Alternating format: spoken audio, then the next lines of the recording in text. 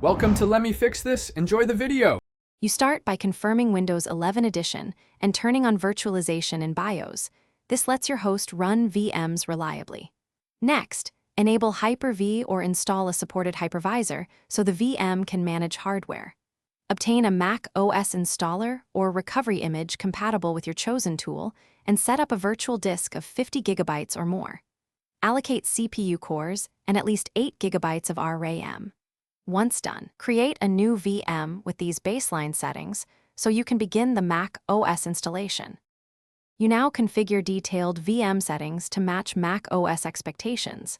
Set EFI firmware, enable UEFI secure boot settings if required by your tool, and add necessary SMC or chipset options. Attach the Mac OS image and boot the VM into its installer. Then use Disk Utility to format the virtual disk as apps and proceed through the installer prompts. After installation completes, install guest additions or platform-specific tools to enable accelerated graphics, network, shared folders, and clipboard. Make sure to reboot and verify hardware drivers load correctly. Finish the initial Mac OS setup by signing into your Apple ID, configuring iCloud, and restoring backups when appropriate. Once Mac OS is running, fine-tune VM resources. Raise RAM or CPU core count for smoother performance and tweak display resolution and acceleration.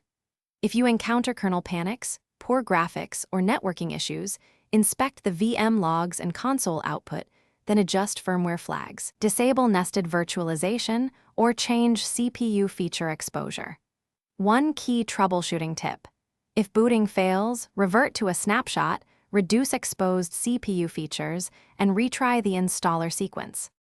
Thanks for watching. If you found this helpful, don't forget to like and subscribe.